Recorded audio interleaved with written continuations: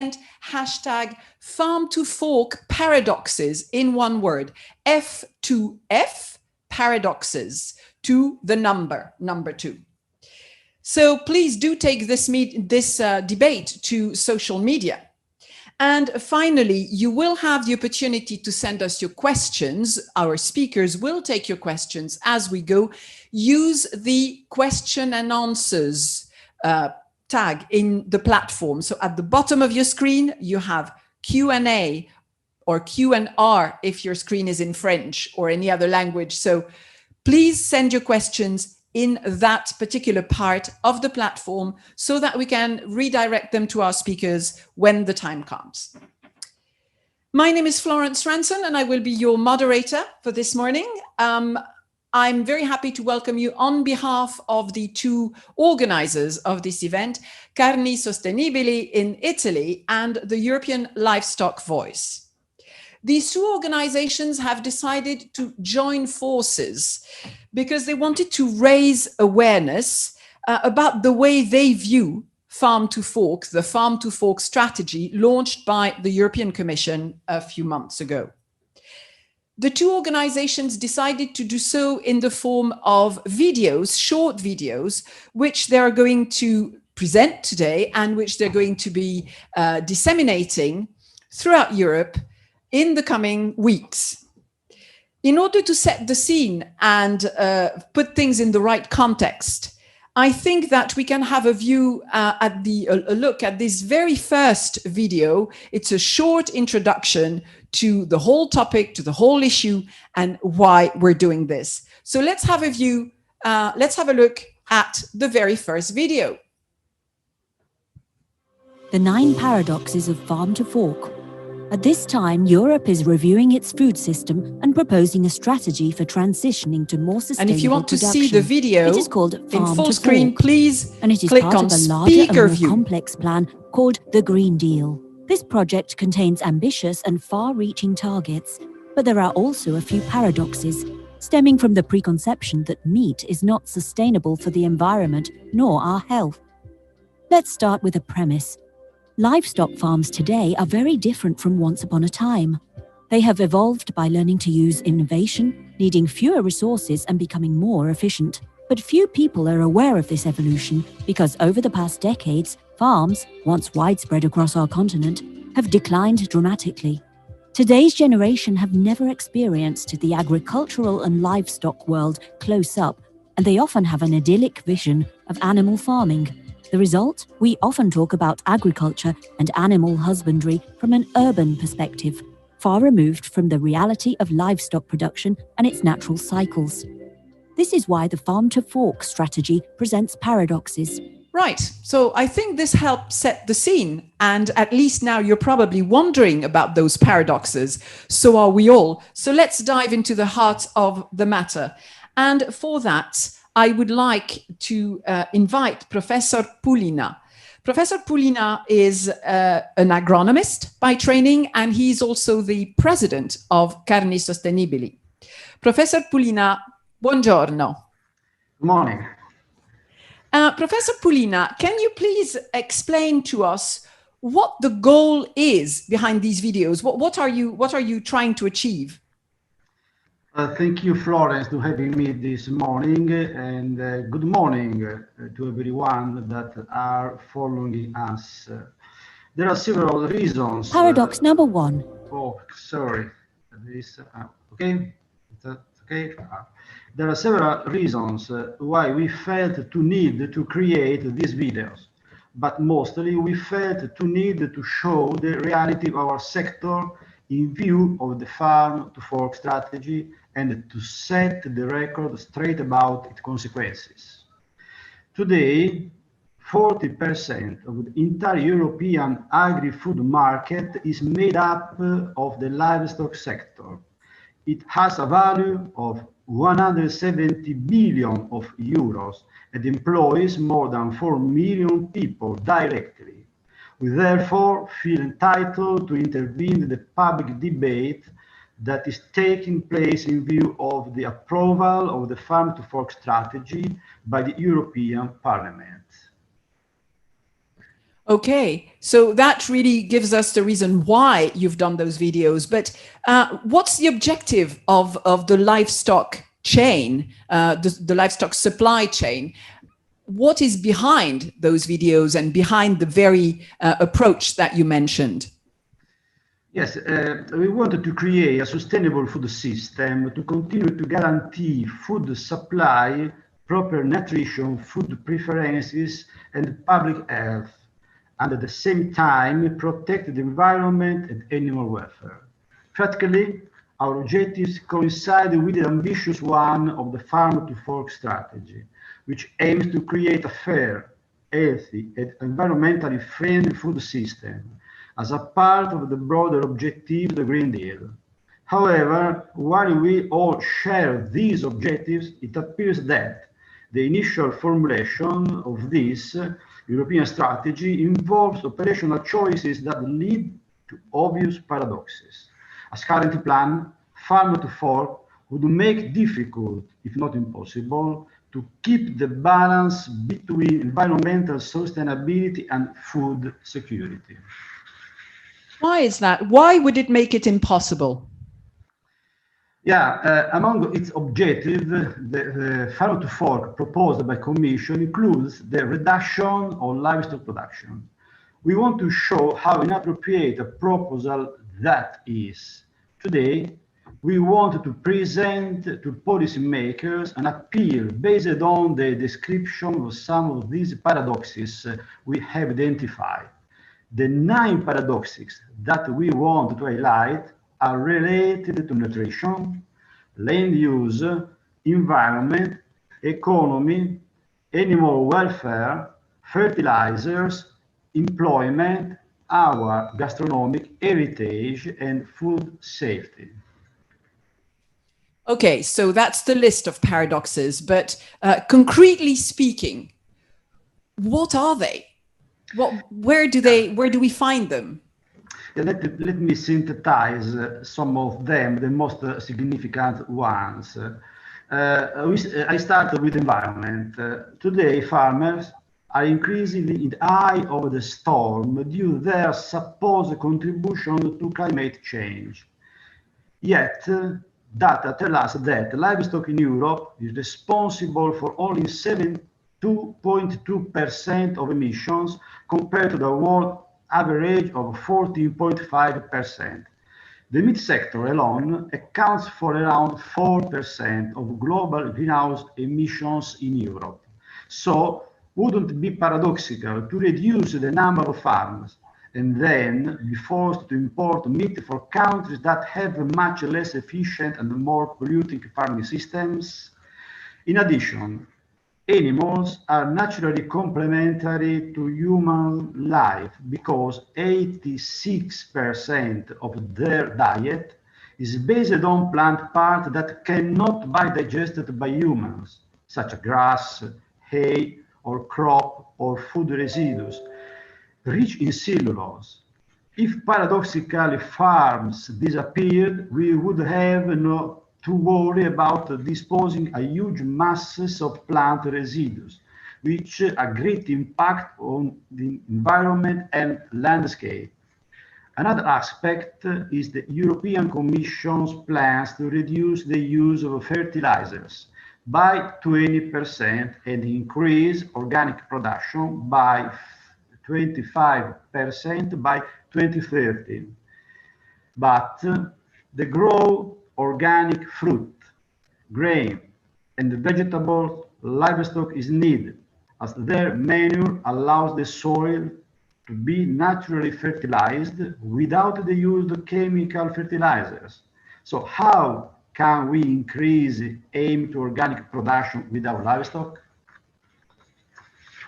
Right. In terms of, okay, Please continue. No, I won't speak about economy. It's another paradox. So, right, economy, the livestock supply chains is one of the most complex and interconnected activities of whole production ecosystem. Primary food products depend on livestock farming, such as milk, cheese, and other dairy products, meat or eggs. However, What people don't remember or don't know is that numerous non-food supply chains also depend on livestock farming. I'm thinking here of products such as hydrogen latex for shoes, bags, sofas, cars, etc., biomedical capsule from medicine, organic health valves, etc., the cosmetics and the detergent supply chain, cream, soap, etc., the pet food supply chain, organic fertilizers, which are also essential for organic farming and agricultural and industrial biomasses necessary to produce renewable energy, such as biogas or biomethane. Right. So you have given us an overview of indeed the environmental and economic impact, and the impact on not only on agriculture but on the byproducts supply in case we don't have livestock anymore. But what about the impact on other sectors? Yeah, the impact of these paradoxes, of course. Yeah, Europe today is one of the largest agricultural producers in the world. The drop in production, inevitable with some farm-to-fork choices, will lead to a consequent decrease in global food availability and inevitable increases in the prices of raw materials. This will impact primarily the pockets of European consumers, but the decline in production will also lead to tensions on global prices, paradoxically impacting areas of the world with food supply problems. Right. Right. Thank you, Professor Pulina. But listening to you, can't Europe do better? I mean, couldn't we do better with less livestock? Yeah. Another paradox concerns the use of land and arises from a prejudice. Some claim that farms subtract precious land for human nutrition. Well, data tell us that over the last 60 years, the land used for farming and grazing in Europe has remained constant, while the land covered by forest increased by 8.5 million of hectares. During the same period of time, the population has grown by over 125 million individuals. What do these numbers tell us? That the livestock sector has increased productive efficiency without occupying any more land. So clearly, it is not just the livestock sector that is impacted by these paradoxes. Thank you, Professor Pulina, for setting the record straight, as you said yourself in the beginning.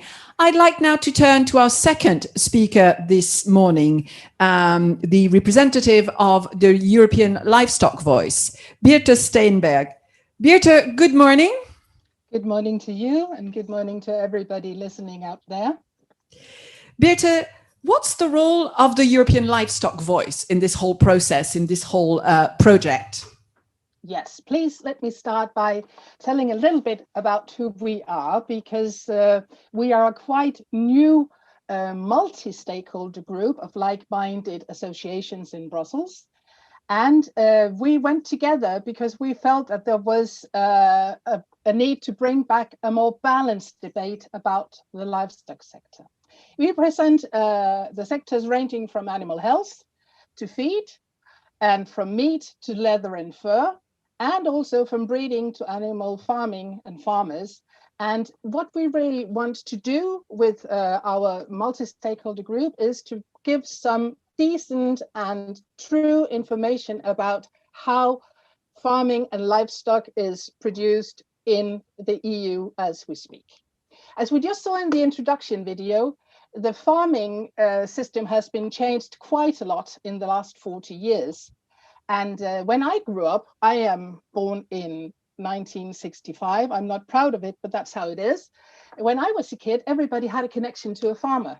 I had two uncles who were farmers, so I was out there a lot of the time, and I also helped in the stable with different things. That was fine. So everybody back then had a connection and knew what was going on. People knew how their food was produced. Then the numbers of farms declined, and fewer people nowadays have a connection, as it was shown in the video. And in the same time, we from the farm and agricultural livestock sector have to admit that we haven't been good at telling the story of the transition. We haven't been good at communicating.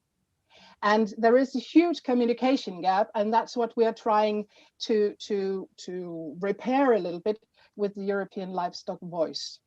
Especially during the last 15 years, with the introduction of social media, there's been an even larger gap, because there, of course, a lot of people would like to discuss food and agriculture, and we have not been very active in that field. So others have taken over, and this has unfortunately led to a lot of misunderstandings and also myths circling around. So we hope to be able to tell the true facts about livestock production, so everybody can make informed choices. And as it says in the very fine banner behind Florence, it said that we are not there to try to tell people what to do, what to think, but we would like to give them information so they can make their choices on a more informed basis. This goes for the consumers, but it also goes for the politicians. And that's where we come to today's program. Carni Sostenibili was actually the inspiring factor of the European Livestock Voice. Carni Sostenibili was founded already back in 2012, and they do a fantastic job in Italy. And when we heard about this project, making these videos, we contacted them and asked, can we join in, please? And they were so kind and let us in, and we have had a great process around it. We all think that we need a change in the way we live in the EU if we want to deliver a decent planet to the next generations. And therefore, we think that that the Commission has taken the initiative to do something. It's really, really fine. But we would like to be a part of that process. We feel that we haven't really have the possibility to speak up and to tell what we have actually already done in the European livestock sector. Of course, we can't just rest on the laurels. We still have a lot of work to do, but we have a lot of expertise to provide to the debate and to all the analysis that is going to be made. And we really would like to be a part of that discussion. So we really hope that the Commission will use us much more, give us questions, give us tasks to do, and we will be a part of the process. So the question's been thrown out there, and if we have people from the Commission listening to us today, I hope they will hear your call. But why now? I mean, it's not new, it's not. So why now in particular? Well, actually, right now, the Farm to Fork strategy is debated in the European Parliament. It has already been up in the Agri and Envy Committee, and it's going to be discussed in the plenary after the summer break. So we feel it's a really urgent to try to inform the politicians in the Parliament, but also the ones sitting in the Council and also the EU officials in the Commission, feed them with all the information we have, because we have a sense that the debate around farming and agriculture has been a bit emotional rather than scientific. And we feel if you want to make a sustainable policy, then you have to base it on science. And this is what we're trying to bring basis to the, we're trying to bring science to the forefront of the political debate. This week, again, so why are we doing it now? This week, it's also Rural Vision Week, and where the Commission aims to meet the challenges and opportunities facing rural areas. And livestock production presents a large amount of the total agricultural activity in these areas. So we need to be a part of the discussion. The reality of livestock production needs to be taken into account. Right, so we know what your role is and we know why now, but concretely, I mean, Professor Pulina explained why those videos and the broad context. What are you trying to achieve then, producing those videos and disseminating them now and for the future? Well, actually, in the climate debate, livestock production and especially meat, has become the scapegoat. Professor Pulina mentioned some numbers on how the livestock sector in the EU, how big a part of the emissions of greenhouse gases the livestock sector has. And nobody really knows how much it is, but they know if I can do something myself as a consumer to help the climate, then I can stop eating meat. That might not be the best way to improve the climate. Nobody is talking about that there is huge contributions also from other sectors like transport and energy. And what we like to do is to shed a light on these facts and hopefully give people a more positive look on agriculture and especially livestock. So to see how much this actually contributes to our society, because it has a huge contribution. Nowadays, there's a real disconnect between farming and citizens and also politicians. And that's really a huge mistake and a huge error. As I said before, we can blame ourselves for some of it because we have been really bad at communicating, and we're trying to repair that now. We're trying to rebalance the debate. So we ask the policymakers to support the role played by the livestock sector and to appreciate the progress that we have already made and to help us make more by using innovation and technology. So innovation and technology are the right ways to go. So with that in mind, what are your next steps then? Well, what we really hope is that we could get involved much more in the current processes so we can achieve an actual balance between environmental challenges, food security, and economic sustainability for the rural sector.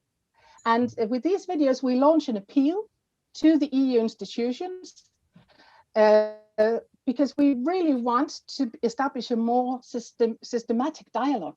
And we really feel we are part of the solution. So please use all the expertise that are in the livestock sector in Europe. Use our inputs so together we can make a fair, healthy, and environmentally friendly food system in the EU. And now I think you should show the rest of the video because it's so great. It's made by Carni Sostenibili. Thank you, Birthe. Thank you. Indeed, I think now we're all very curious to have the detail of these 9 paradoxes. So now that we have the context, let's see the actual points made by the 2 organizations. Paradox number 1, nutrition. Science states this clearly. From prehistoric times till today, consumption of animal proteins favors the development of the human brain because, from a nutritional point of view, animal proteins are the most efficient. In a few calories, we find all 9 essential amino acids, 16 vitamins and minerals, and 10 bioactive compounds. In other words, if we human beings have become the intelligent and evolved beings of today, we owe it in large part to the omnivorous diet and the nutritious aspects of foods of animal origin. Paradox number 2, land use. It is widely believed that livestock takes valuable land away from crops for human consumption, but that's not true at all.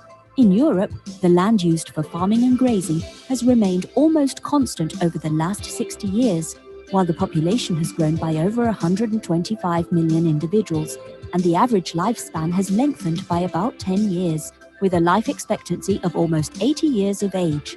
Animals are naturally complementary to human life because 86% of their diet is based on plant parts rich in cellulose, such as crop residues, grass, and hay, which are not digestible by people and which are converted into proteins with a high biological value. Paradox number 3, the environment.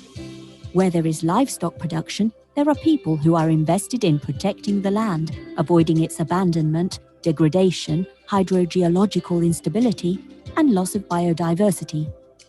Meat is increasingly the scapegoat when it comes to CO2 emissions.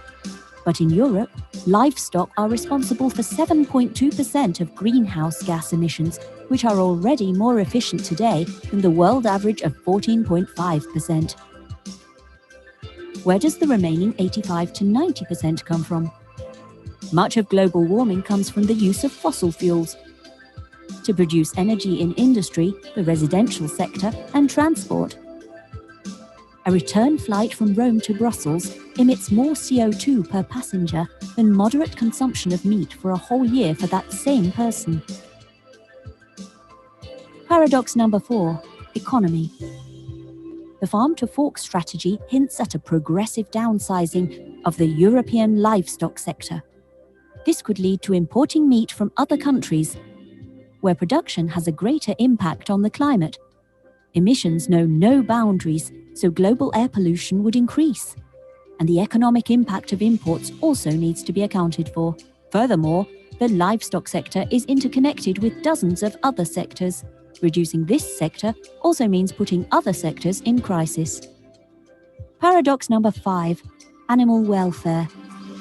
European legislation on animal welfare is one of the most advanced and comprehensive in the world. If we stopped raising livestock in Europe and imported meat from other countries, we would have to ask ourselves, would animal welfare be protected? Paradox number 6, fertilizers. The European Commission plans to cut fertilizers by 20% and to increase organic production by 25% by 2030. But to grow organic vegetables, livestock is needed. Manure allows the soil to be fertilized without the use of chemical fertilizers. Less livestock means less natural fertilizers, more chemicals, and more desertification. Paradox number 7, employment. On average, each livestock farm guarantees 7 jobs in rural areas. Without farms, and with the consequent depopulation of agricultural areas, new job losses would occur. Paradox 8, culinary and cultural heritage. The goal of the farm-to-fork strategy is to create shorter supply chains and strengthen the resilience of regional food systems, such as geographical indications. This objective clashes with the globalization of ultra-processed and synthetic food made with no territorial identity or cultural heritage. Paradox number 9, food security. With the COVID-19 crisis, the issue of food security is once again in Europe's headlines. We are all quite suddenly more vulnerable. According to the FAO, over the next 30 years, we will have to feed over 2 billion more people. Furthermore, in 2050, about 70% of the world's population will live in cities and urban areas, and a small percentage of the population will have to manage agricultural production. What would happen if animal production, and therefore related agricultural activity, continued to reduce? We would have less food to eat, and this would generate social chaos. The debate right now seems to be riding an emotional wave, and this is very dangerous. Only science can help us understand how to truly organize sustainable production on a global scale, but one that guarantees food for all. Faced with this scenario, it is more reasonable to appreciate and support livestock farms rather than denigrate them. For these reasons, we appeal to the European institutions. Europe has a great opportunity to use the Green Deal to appreciate the progress made by its agricultural and livestock systems. It would be unforgivable to waste this advantage. The future lies in innovation and technology to produce more with fewer resources. The livestock system is ready to play its role. We ask the European institutions to involve in the decision-making process all professionals and experts in the sector who, without ideologies but with their own skills, can facilitate the transition towards a balance between environmental and economic sustainability. Thank you very much. I think that indeed that answered quite a few of the questions that many of you in the audience may have had. These videos will be available as of now, as of midday today, in 7 languages. So of course in Italian and in English, as you have just seen, but they will also be available in French, German, Spanish, Portuguese and Polish. Maybe we will be able to have some other language versions in the future, but at least now you will be able to see them from the websites of various organizations in your countries. We can actually provide the list later on our websites. You will also be able to find them on the websites of Carni Sostenibili and the European Livestock Voice, and on YouTube as well.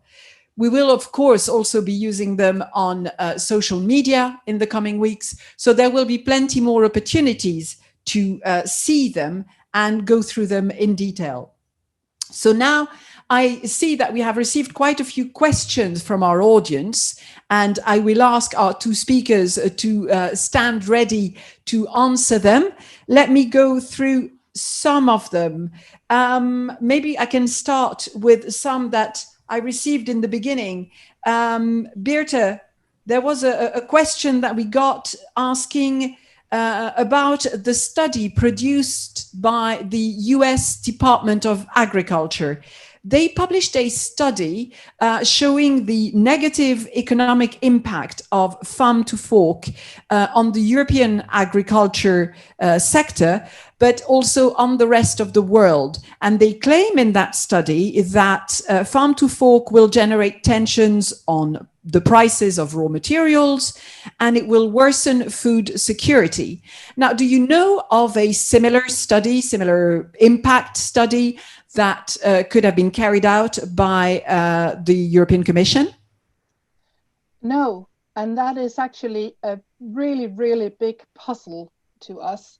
How can it be that the European Commission has not made a cumulative impact assessment? That's what we like to call it, because they have launched really many initiatives, and each initiative will have an impact on the other.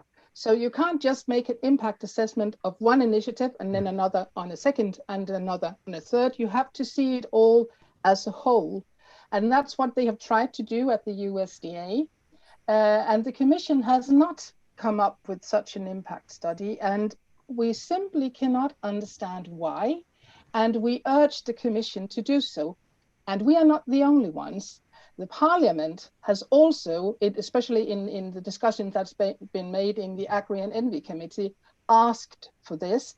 And just this week in the Council, it was also from a number of member states asked, why are we not having such a cumulative impact assessment? We have to base our future policies on some facts about how it will influence the whole system. So really, we encourage the Commission to make such a cumulative impact assessment as soon as possible. Thank you. And we got another question from a press agency for you, Professor Pulina. Yeah. You said in your answers to my original questions that the part of soil used for breeding has been stable for the last 60 years, despite an increase in production. And the Commission, for its part, says that the share of livestock land or land used for livestock breeding is 68% of all the land used for agriculture. Now, shouldn't this enormous share of land be reduced? Okay, thank you for the questions. And I can clarify this point that is the heart of the paradox number 2. Actually, we use the 68% of the 160 million of hectares, that is the agricultural land in Europe for livestock. But more or less 40 million of hectares are used for cereals that are cultivated extensively and seed oils. And the remainder, 70 million of hectares, are pasture, meadows. And if we abandon farming, we have to transform the pasture and meadows in cultivated land. So we will have a big impact on the environment, because the principal impact is the reduction of biodiversity. The second impact, that lose the carbon that is stocked in the soil. And we have a reduction of the availability of food of animal origin that we have to substitute with food of vegetable food, that we have to produce more to have the same contribution to nutrition quality of our diet. Thank you very much. I just have a little problem. I seem to have lost my connection to the questions. So yes, I've lost the. I'm awfully sorry about this. If my colleagues could give me the text of the questions, because I have lost the connection. And I saw some question about yeah, you can see, you can actually, Professor Pulina and Birthe, yes. You can see them on the discussion. There we are. I'm back online. So good. Now I can see the questions again. There we are. So we had a question, like, for some reason, there we are. I can see the I'm sorry, it's just for some reason I don't. In the meantime, you can see them actually. You can yes. see the questions in the on the right hand side. Yes. They didn't come through questions and answers. They came through the discussion, but it's the same. You can. So if you want to take the first questions while I try to reconnect, Birthe or Professor Pulina. Good. Thank you. There is a question on how can we reduce antimicrobial resistance and antibiotic use by 50%, which is a very important goal. And with such restrictive goals, with such restrictive and costly registration system for alternative additives in the EU, how to control in this respect quality and safety of animal products imported into Europe. It's a very broad question. I might take the first part of it. How can we reduce the use by 50%? Well, actually, the use of antibiotics in the livestock sector has already gone quite heavily down. And of course, therefore, it's very important for us how the baseline is set on this very topic. Because we don't want to punish the front runners who have already reduced the use of antibiotics quite heavily. Just one example, I'm a Secretary General of the poultry sector, and in Italy, the antibiotic use in poultry have been reduced with 82% during the last 5 years. And that's just one example. There are many other good examples from other European countries. So we are on the right track when it comes to reducing antibiotics. And it's also a very important thing. I'm educated as a veterinarian, and it lies very close to my heart. We need to reduce the use of antibiotics to be able to have antibiotics for our children and grandchildren. But we are really on a good path there. And maybe Professor Pulina, maybe you could reflect a little bit on how can we control this in the products that we import into Europe? Yeah, I think that the European control are quite strict. And we can impose agreement with our international partner, to reduce the use of antibiotics, but it is quite difficult to control. And we do the control in the food, of course, of animal origin. And the situation is that only a 0.2% is positive. in that control. So we are sure that our meat, milk, and eggs are safe in this case. But I think that we can improve our situation, reducing use of antibiotics by improving the biosecurity of the farmers first. Second, monitoring the health of our animals by biotechnology, precision farming, introducing the precision veterinary practice in our farms. So we have reduced by 39% the use of antibiotics by 2010, and we can reduce more than 50% because the goal is 50% of the nowadays consume of antibiotics. We done in the past 10 years more than to be able to do in the next 10 years. I totally agree with you, Professor Pulina, and just a little peep from the veterinary medicine side. Have we seen the same results in the human sector? Yep. Question mark. Okay, are you back on track, Florence? I am, yes, I am. So, yeah, now we had a question about organic farming. How can we increase the share of organic farming, which is statistically associated with lower yields, assuming that the population will continue to increase?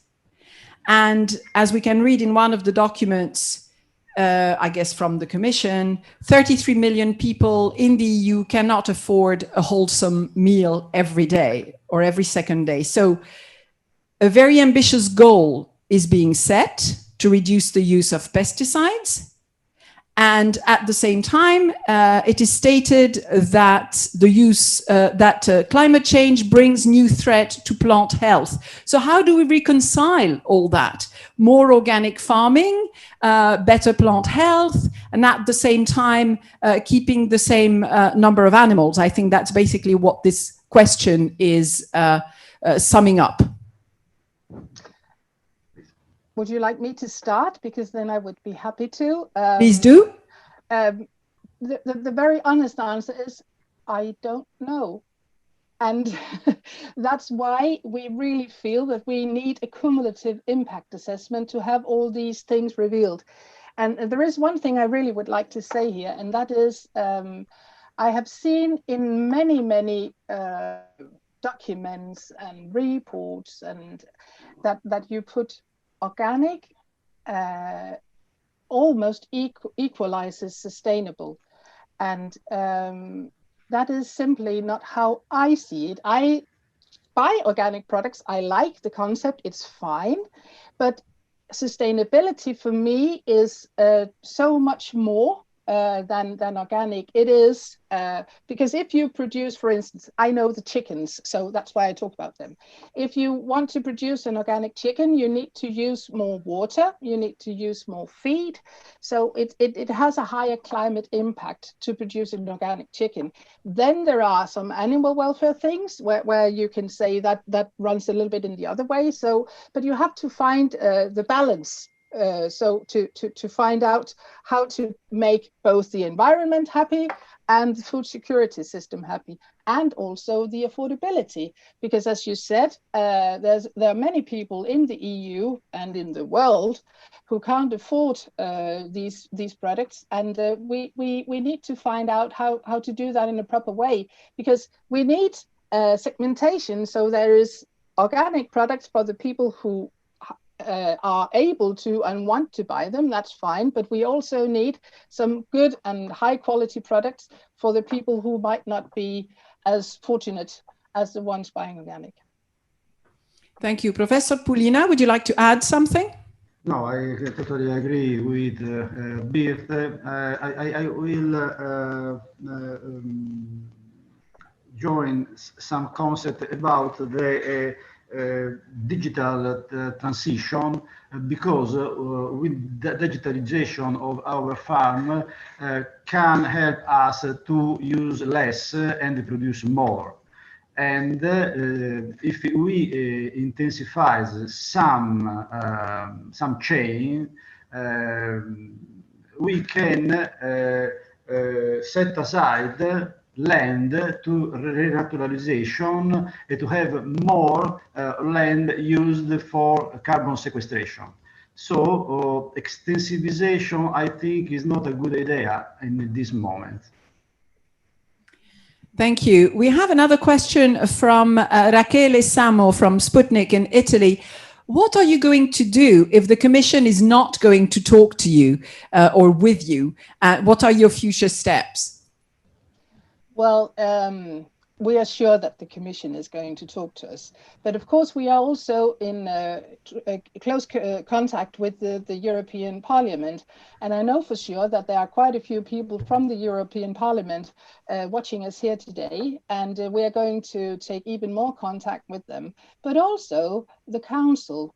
Our members in the association from the European Livestock Voice, we are all umbrella associations for national associations in all of the EU member states. And these associations are also doing a great job in informing their national governments on how they see the farm to fork and the Green Deal, how we can make it a fantastic opportunity for the EU to create a really good and fair and healthy food system for the future. But we need to take in all aspects and also all the good experiences that we have from the livestock and the farming side. Professor Pulina?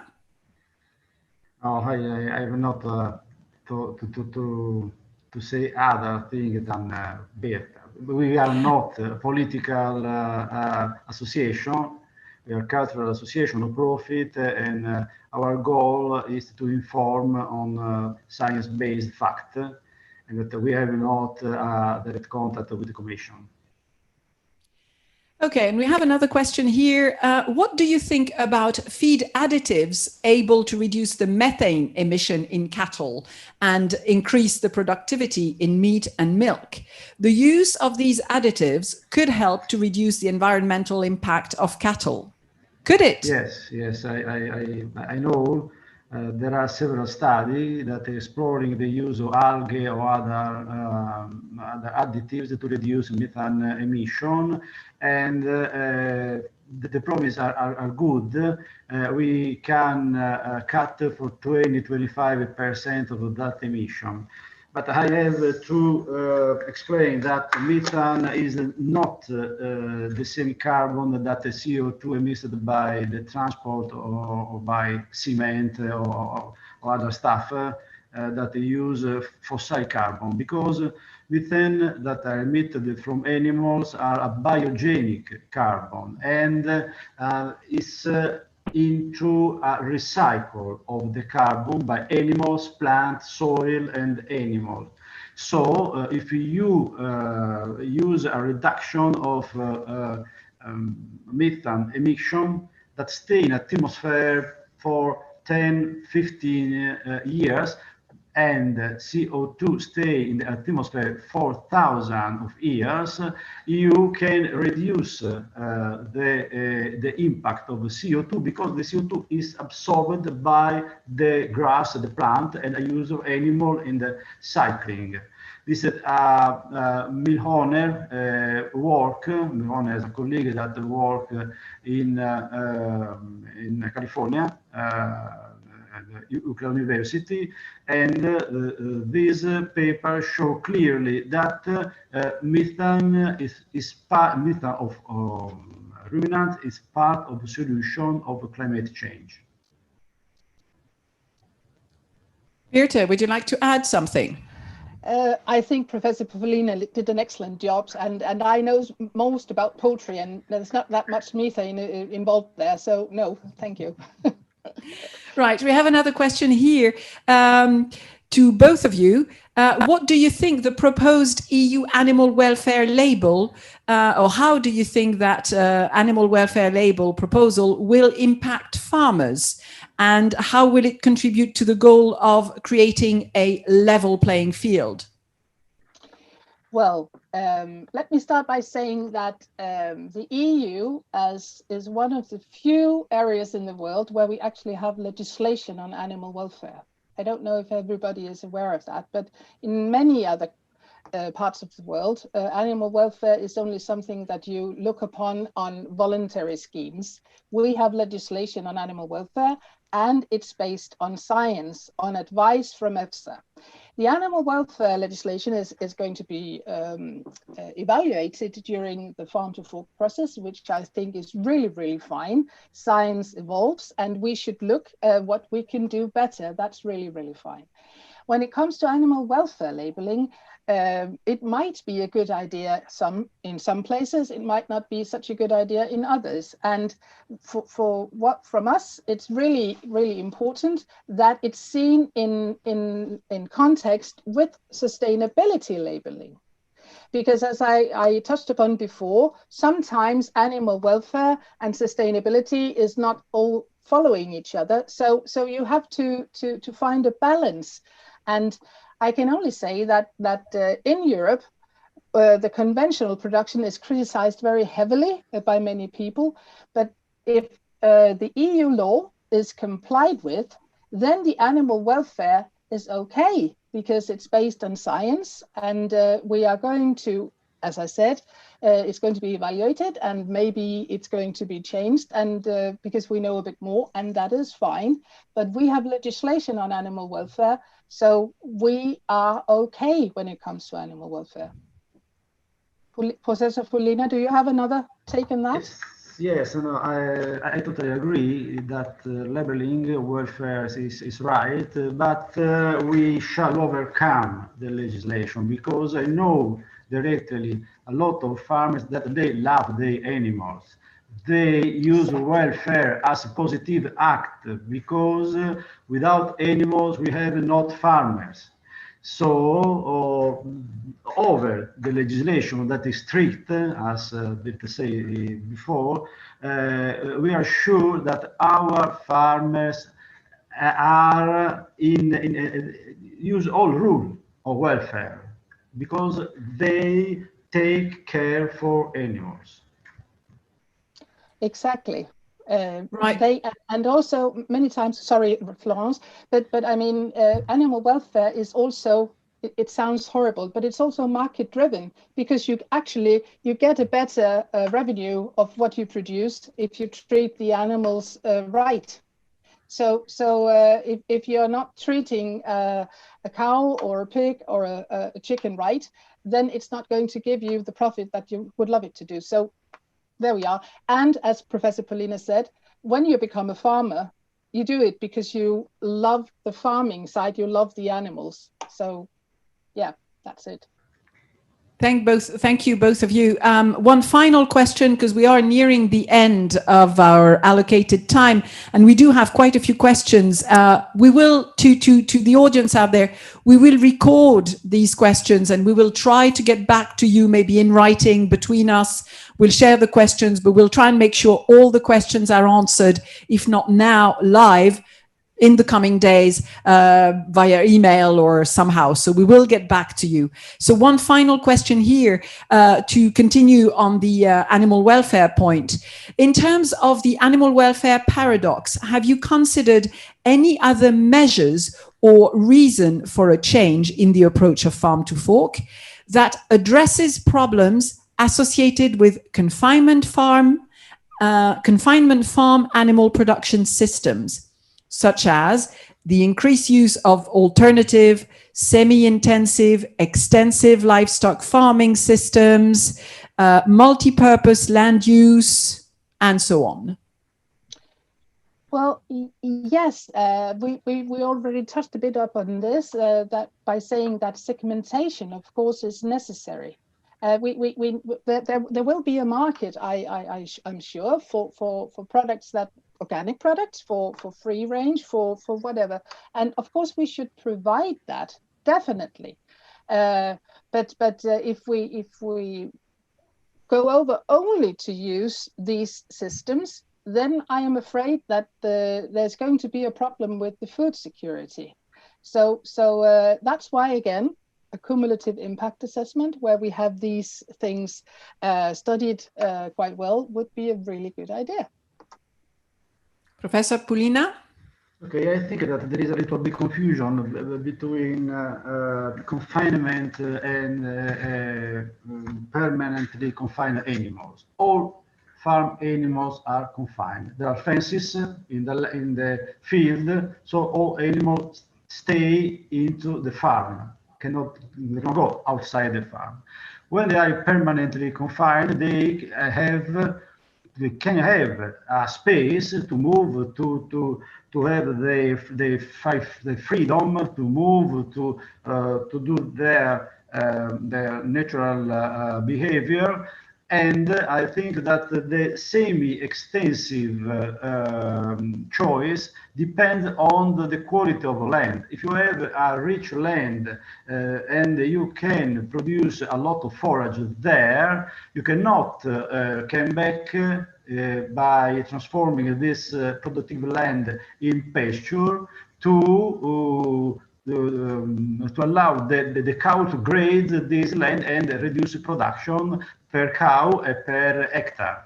So I think that is a choice that is a part of a strategy of the entrepreneur that can choose that what they want achieve in their strategy of farming.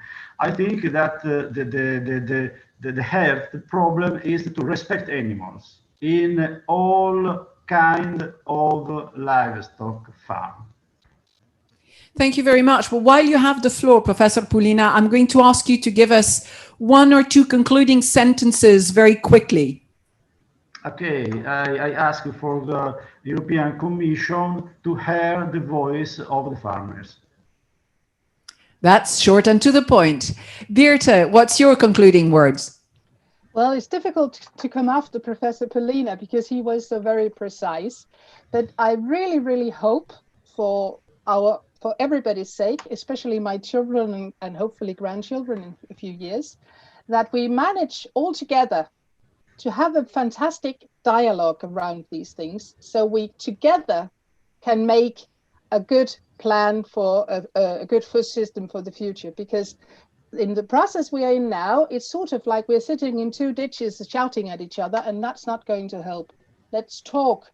Let's find out what we have to make compromises, all of us, but I'm sure that we can, if we go together and help each other, can make a really good future for our European food system, which produces the food of the highest quality in the world. Thank you, Birthe. And thank you, all of you, for following us this morning. I could see that at some point there were over 400 of you connected to this debate. So we're delighted. And we hope that the words of our 2 organizing organizations have been heard. Thanks a lot to both our speakers as well. Quick reminder, don't forget to look again at the videos, to check them out on YouTube, on the websites, in the various languages that you're interested in. You will receive a follow-up email probably tomorrow with links to the videos and the main highlights. I'd like to thank the Press Club for their hospitality again. Thank our colleagues of the technical team behind us for helping us put this together, and the teams at European Livestock Voice and Carni Sostenibili for making this possible. So, ladies and gentlemen, have a very nice rest of the day, and most of all, stay safe.